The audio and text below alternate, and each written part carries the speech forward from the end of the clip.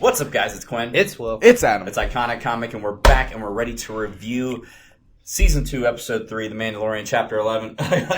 So much. But it's the Heiress. This is going to be a mullet-style review, guys. Non-spoiler in the front, spoilers in the back. We'll give a score in the middle, so if you want to just get our non-spoiler stuff and then go watch it, you can listen to us three idiots. Okay, so non-spoilers first.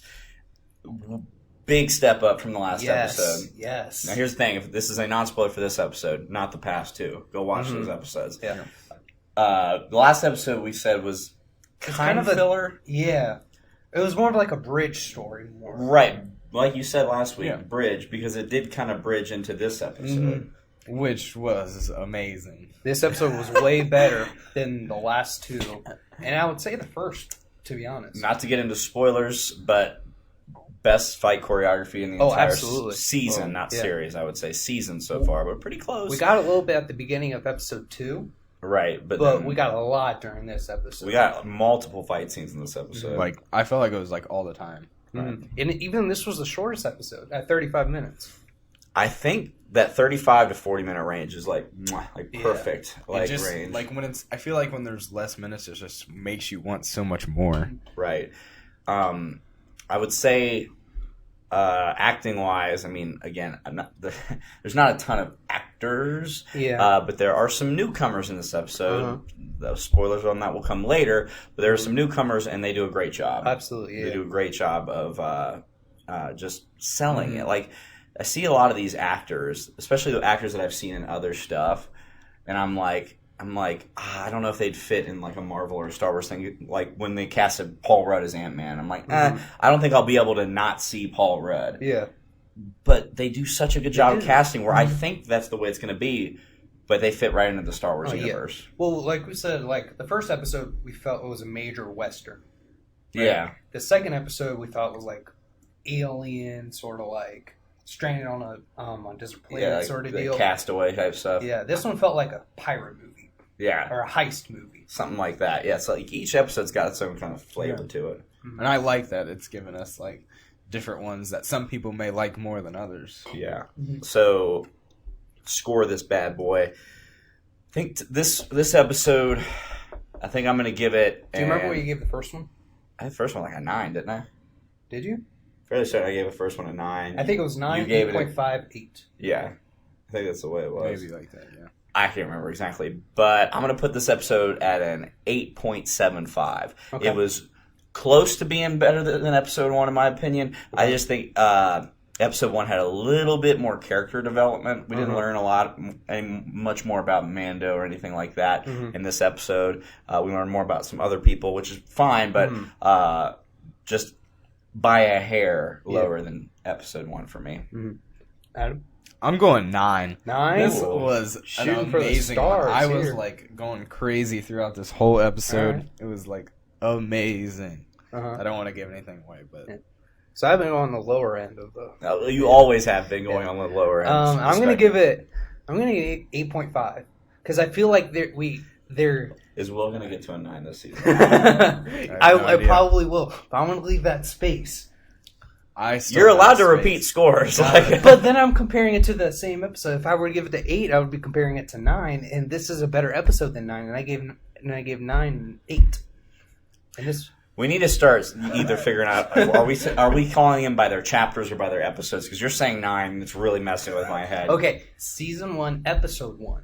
I gave that one an 8. I'm giving season 2, episode 1 was an 8. Season 2, episode 3. Should have stuck with the chapters. 3 is an 8.5. Okay, so 8.75, 9, 8.5. I'm not even going to try to do the math there, so don't ask. I tried that last time, but a pretty good average score, guys. So obviously check this episode out if you haven't already. But we're going to get into the spoiler part of the review here in 3, 2, turn away, 1, 0. Ahsoka.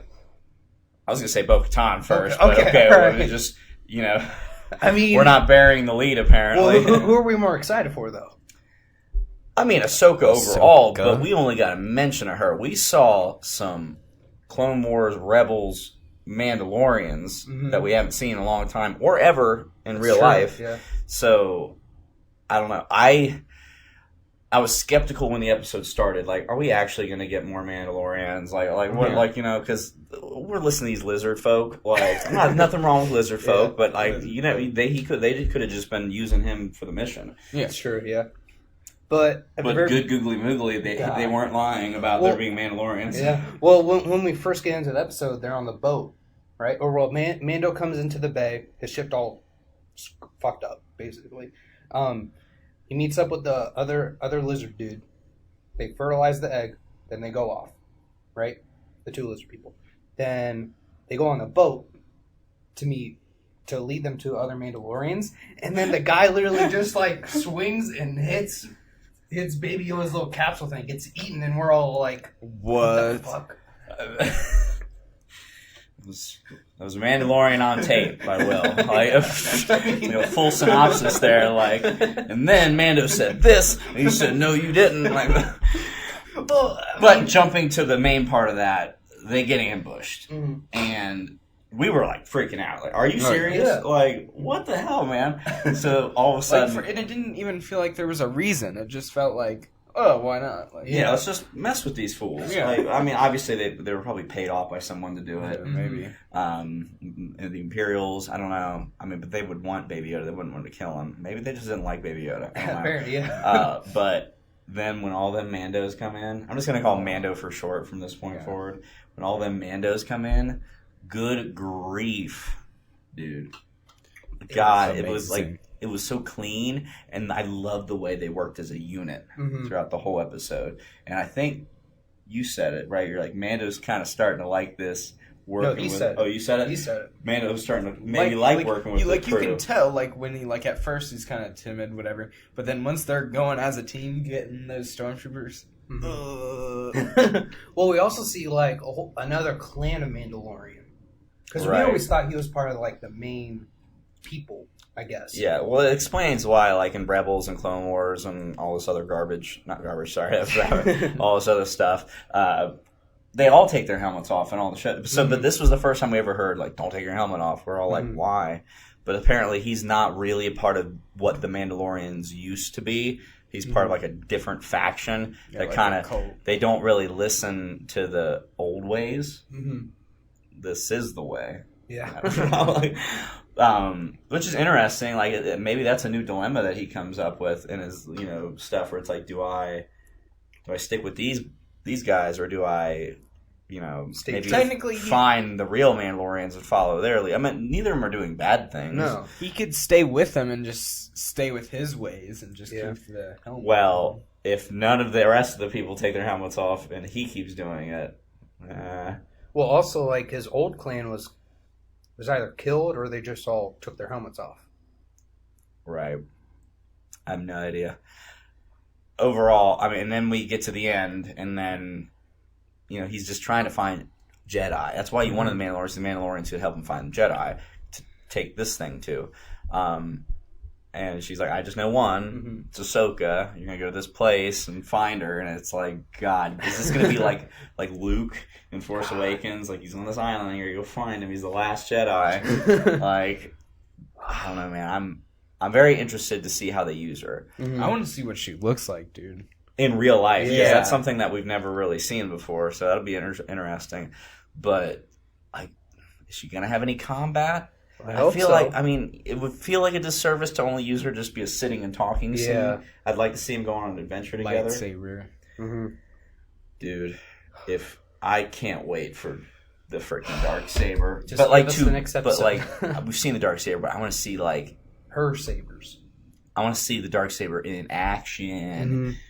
Not just cutting through like a ship. I want it to get like cut through somebody. Yeah. Now, is this after Rebels? This is after Rebels. Oh yeah, Rebels was pre-original trilogy. Okay, it was Clone Wars is first, and Rebels, and that kind of gap. Okay. So she's gonna be pretty old because she was. Well, she was in Rebels. She was in Rebels. Yeah, that's right. So I don't know. Last time we saw her was up against Anakin. So that would have been about a year before A New Hope, and then let's say A New Hope to Return of the Jedi. I don't know this exactly. Probably took like 7 years. Did it? Was it 7? I think it was 7 years. I can't remember exactly what it was. Or no, it wasn't 7 years because Luke is I think it's like 4 or 5 years, something like that. Between what? Between New Hope and the end of Return of the Jedi, because there's time between Empire and New Hope, and definitely time between Empire and Return of the Jedi. So she wouldn't be too much older, but definitely like in her probably 50s. Yeah. So I don't know. I like this episode a lot. I'm just ready. My favorite episode so far. I'm just ready to see how it ties into the lore of this season. This is my favorite episode. Right. Well, let us know what you guys thought in the comment section down below. Make sure you guys like, comment, share, and subscribe so you don't miss a single thing from the channel. And make sure you guys stay tuned, stay iconic, and cue music. Holy Grail.